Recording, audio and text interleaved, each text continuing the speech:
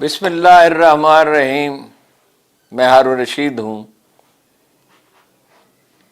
حکومتی اتحاد کا خیال یہ ہے کہ پراپیگنڈے اور پابندیوں سے وہ عمران خان کو ناکام کیا بلکہ وہ تو چاہتے ہیں کہ فنا کر دیں گے اگر ان کی آرزو کو دیکھا جائے. لیکن ہم یہ جانتے ہیں اپنے تجربے سے اور تاریخ کے مشاہدے سے کہ پابندیاں اور پراپیگنڈے کا ایک حد تک اثر ہوتا ہے، اس کے بعد اس کا الٹا نتیجہ نکلتا ہے، کاؤنٹر پروڈکٹیو جس کو کہتے ہیں وہ ہو جاتا ہے. آسٹریلیا سے لے کے امریکہ تک، مشرق سے مغرب تک اور شمال سے جنوب تک جس شخص کے لیے دعائیں کی جا رہی ہوں اس کو کیسے فنا کیا جا سکتا ہے؟ ایک قانون دائمی اور ابدی قانون ہے قدرت کے جس میں کبھی کوئی تبدیلی نہیں ہوتی. اس میں سے ایک قانون یہ جناب رسالت مآب نے فرمایا لوگوں کے دل اللہ کے دو انگلیوں کے درمیان ہیں، لوگوں کے دل دشت میں پڑے ہوئے پر کی مانند ہیں جسے ہوا الٹاتی پلٹاتی ہے. تو جس کی محبت دلوں میں پیدا ہو جائے یہ نہیں کہا جا سکتا کہ وہ دائمی ہوگی، تو وہ ختم کیسے ہو سکتی ہے؟ انسانوں کے چاہنے سے تو کچھ نہیں ہوتا. اب جو تازہ ترین واقعہ میرے علم میں آیا ہے وہ میں بالکل اس کے بارے میں سوچ بھی نہیں سکتا تھا. جو آدمی کبھی جیل میں رہا ہے، ہم بھی ایک چھوٹی سی احتجاجی تحریک میں جس کا سیاست سے تعلق نہیں تھا مگر یہ ایک نوبل کاز کے لیے تھے، کچھ دن جیل میں رہے تھے. میں سوچ بھی نہیں سکتا تھا کہ جیل میں ایسا واقعہ ہو سکتا ہے.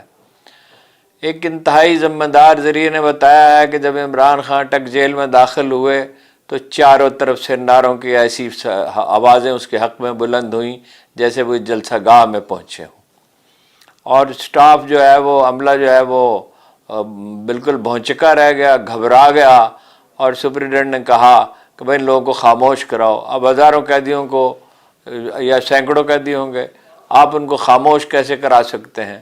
اور ہر آدمی کو سزا بھی نہیں دی جا سکتی جب پورا مجمع ہو. چھوٹا سا کمرہ ہے، سائز کے بارے میں اختلاف ہے، ایسا لگتا ہے جو ہمارے مختلف ذرائع سے پوچھا ہے کہ کسی نے پیمائش نہیں کی ہے، اندازہ بتا رہے بہرحال چھوٹا سا کمرہ ہے. اس میں 100 واٹ کا بلب لگا ہوا تھا، اب 200 کا لگا دیا گیا، ظاہر ہے تنگ کرنے کے لیے، روشنی رہے ہر وقت. اور اس میں مچھر ہیں اور اس میں مکھیاں ہیں اور اس میں کیڑے ہیں.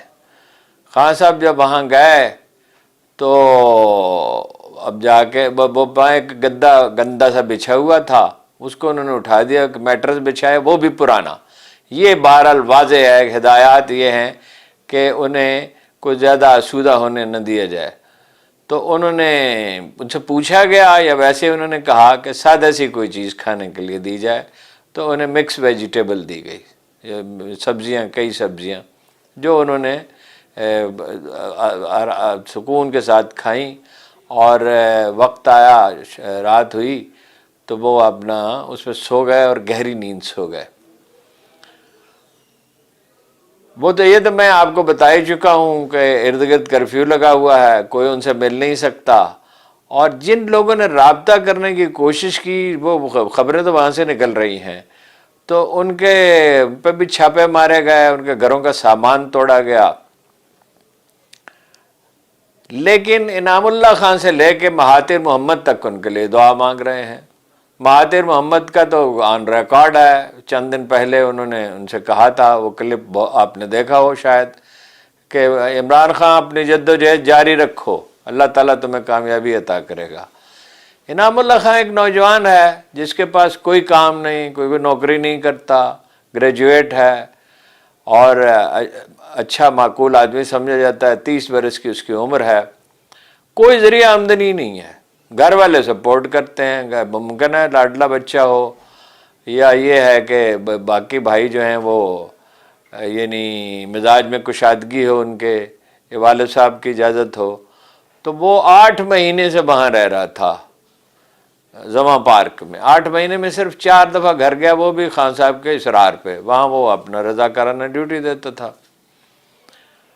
تو عید کے دن بھی نہیں گیا، خان صاحب نے بہت اصرار کیا تو وہ گیا چند دفعہ، پھر واپس آ کے وہیں رہتا تھا، وہیں کہیں سو جاتا تھا اور وہیں پڑا رہتا تھا. اور کھانے کے لیے تو خیر کوئی پرابلم ہی نہیں تھا، وہاں تو لوگ کھانا پکا کے لے جاتے تھے رضاکاروں کے لیے، سب کے لیے.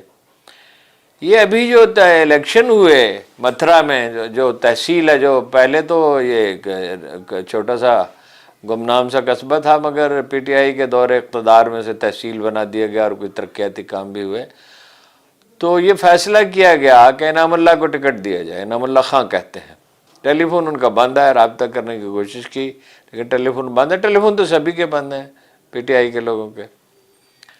تو انعام اللہ خان کے کچھ سوال یہ اٹھا کہ انعام اللہ خان اپنے الیکشن کمپین کیسے چلائے گا، اس کے پاس تو پیسہ دھیلا ہے ہی نہیں، نہ کوئی نوکری نہ کوئی کاروبار۔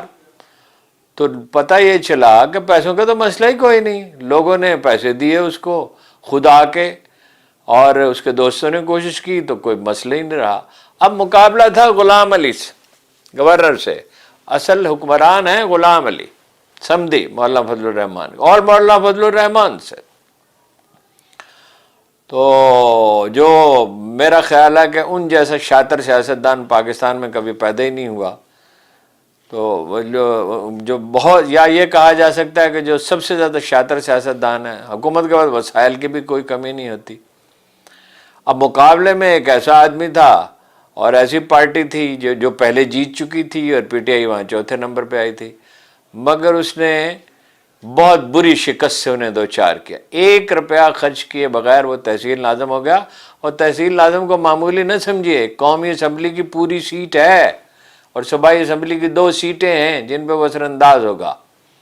یہ علاقہ بھی انہی لوگوں کا ہے، گورنر صاحب کا، اور یہ کچھ اور پارٹی کے بارسوخ لوگ ہیں۔ ادھر اطلاع یہ ہے، جمائمہ جو ہے وہ متحرک ہیں، جمائمہ خان، کئی طرح کی اطلاعات آ رہی ہیں، تصدیق کرنے کا میرے پاس کوئی ذریعہ نہیں، افسوس کے نمبر نہیں ہے، ورنہ میں ان سے بات تو کر سکتا تھا۔ تو وہ اپنا یہ کہا جا رہا ہے کہ وہ مقدمہ کرنے کی تیاریاں کر رہے ہیں اپنے بچوں کے بہاف پہ، اس لیے وہ عمران خان کے صاحبزادے ہیں۔ انٹرنیشنل کورٹ آف جسٹس میں صرف عمران خان کے حوالے سے نہیں، بلکہ یہ کہ پاکستانی عوام کے حقوق تلف کیے جا رہے ہیں۔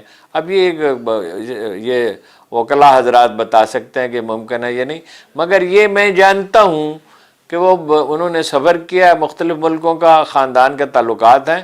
یہاں لوگوں کو اندازہ نہیں ہے کہ گولڈ سمتھ خاندان، 2 باتوں کا لوگوں کو اندازہ نہیں ہے، گولڈ سمتھ خاندان کتنا مؤثر ہے۔ گولڈ سمتھ زندہ تھے تو ان کے اتنے ہی ٹائٹل نیوز ویک اور ٹائم وغیرہ میں چھپتے تھے جس نے کسی ہیڈ آف دی اسٹیٹ کے چھپتے ہیں۔ ہنری کیسنجر اس شادی میں، عمران خان کی شادی میں شریک ہونے کے لیے آئے تھے، اور یورپ امریکہ کی ممتاز ترین شخصیات اس میں شریک تھیں، اگرچہ جو عالی جناب نے اپنے مزاج کے مطابق جو شیروانی پہنی وہ کسی سے لے لی تھی، اپنا شیروانی سلوانے کی زحمت بھی نہیں کی، اور اس آدمی کے بازو عمران خان سے بھی لمبے تھے، تو چنانچہ اس کو موڑ کے تو اپنا سی دیا گیا۔ تو وہ اسی میں انہوں نے ایسے ہی آدمی ہیں، لوگ کہہ رہے تھے وہ جیل نہیں کاٹ سکتے۔ مولانا فضل الرحمان صاحب نے تو یہ ارشاد کیا تھا کہ یہ حکومت سے جائے گا، اس کو کتا نہیں سونگے گا، وہ اس کے بعد جو کچھ ہوا وہ سب جانتے ہیں۔ یہ میں نے اس وقت بھی کہا تھا کہ جیل کاٹنا اس کے لیے کوئی کام ہی نہیں ہے۔ یہ جہاں نمل یونیورسٹی ہے، اس سے پیچھے ایک موڑ تھا، اب تو وہ سڑک سنا ہے کچھ بہتر ہو گئی ہے، تو وہاں پہ ٹریفک اکثر جام رہتی تھی، وہاں ایک دن خان صاحب غائب ہو گئے، یہ ٹریفک جام تھی تو وہ غائب ہو گئے۔ اب بڑی پریشانی، وہ غائب ہو گئے، کہاں چلے گئے؟ وہ ڈھونڈا گیا تو ایک چھوٹے سے ہوٹل میں، پرانا خستہ ہوٹل، اس میں ایک پرانے سی چٹائی پہ وہ گہری نیند سو رہے تھے۔ اسی طرح کی نیند وہ سوئے ہیں، اور جس آدمی کے لیے دنیا بھر میں دعائیں مانگی جا رہی ہوں، وہ کہتے ہیں یونان میں جو کمیونٹی ہے بنگالیوں کی، وہ کہتے ہیں وہ ہمارا لیڈر ہے۔ خلیج میگزین نے جو سروے کیا 3 مہینے پہلے کہ آپ اگر کو موقع ملے کس لیڈر سے ملنا پسند کریں گے، تو 92% عرب ممالک میں کیا گیا، 92% نے کہا عمران خان سے۔ ایسے آدمی کو آپ کیسے میدان سیاست سے خارج کر دیں گے؟ کتنی پابندیاں لگائیں گے، کیا کیا کچھ کریں گے، اور کتنے لوگوں کو گرفتار کریں گے؟ ابھی اور کچھ لوگوں کو گرفتار کیا ہے لیکن اتنے بڑے پیمانے پہ نہیں کیا، کل پھر لوگ اٹھیں گے، کتنے گرفتار کریں گے؟ آپ سب سے اہم سوال یہ ہے کہ جہانگیر ترین صاحب بڑے لائق آدمی ہیں، علیم خان صاحب بھی بڑے اچھے منتظم ہیں، اور پرویز خٹک بھی جوڑ توڑ میں اپنا ثانی نہیں رکھتے، باقی لیڈر بھی، لیکن آپ ووٹر لائیں گے کہاں سے؟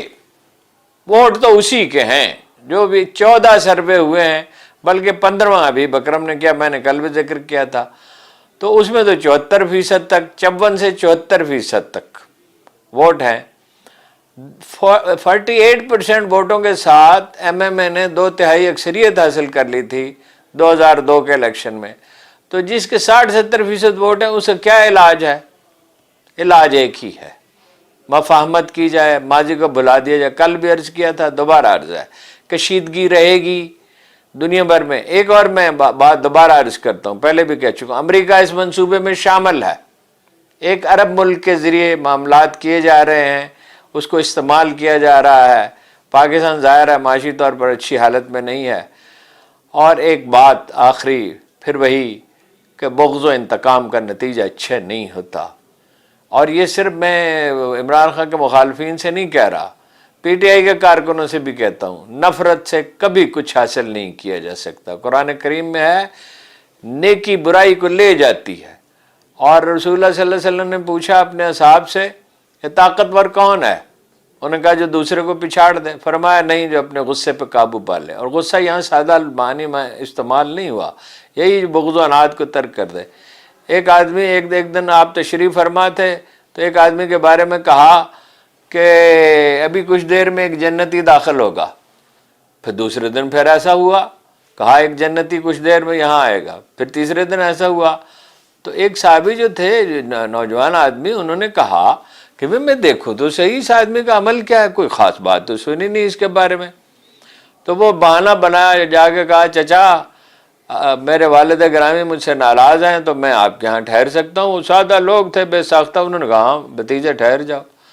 تو وہ سب ایک دوسرے کو جانتے ہی تھے، وہ ٹھہر گئے۔ اب انہوں نے دیکھا بھائی کوئی خاص قابل ذکر بات تو ہے ہی کوئی نہیں، نماز پڑھتے ہیں اور جناب اپنا صاف ستھرے رہتے ہیں، بس دیٹس آل۔ تو وہ 3 دن کے بعد پھر انہوں نے کہا کہ چچا میں نے تو آپ سے ایسے بہانہ بنایا تھا، مگر یہ جناب رسالت مآب نے آپ کے بارے میں ارشاد کیا، تو آپ کو کوئی بات ہے؟ اس نے کہا بھتیجے کوئی بات نہیں، کوئی، میں تم نے دیکھا ہی ہے نماز پڑھتا ہوں اور غیر ضروری فضول چیز میں پڑھتا نہیں، مفہوم ہے، الفاظ نہیں ہے۔ تو پھر وہ چل پڑے حیران سے کہ بھئی پتہ نہیں اللہ جانے کیا ہے۔ تو پھر آواز دی پیچھے سے اور یہ کہا ایک بات ہے بھتیجے، دنیا کے کسی آدمی کے خلاف میرے دل میں کچھ نہیں ہے، میں دنیا کے کسی آدمی سے کوئی شکایت نہیں رکھتا، یہ بڑا وصف ہے، معاف کر دینا۔ اور قومی زندگی تو اس کے بغیر چل سکتی ہی نہیں ہے۔ اگر آپ قوم کو تقسیم کرتے چلے جائیں گے، اسے باہمی نفرت کو فروغ دیں گے اور طاقت کے ذریعے، طاقت اللہ کی ہے، بندے کی کیا طاقت ہے جی؟ بندہ آج بڑا یعنی طاقتور نظر آتا ہے، کل پھانسی کے پھندے پہ جھول جاتا ہے، یا بدنام ہو جاتا ہے، یا اقتدار سے رسوا ہو کے نکل جاتا ہے، یا بیمار پڑ جاتا ہے، کچھ بھی ہو سکتا ہے۔ ایک دن یحییٰ خان نے بتا دیا تھا ایوب خان کو تشریف لے جائیے، ایک دن بھٹو چلے گئے تھے، ایک دن ضیاء الحق چلے گئے تھے۔ اقتدار تو صرف اللہ کا ہے، کسی کا کیا اقتدار ہے؟ میر کا شعر ہے، میں دیکھا کثر فریدوں کے درو پر ایک شخص، ہلکا زن ہو کے پکارا، کوئی یہاں ہے کہ نہیں ہے۔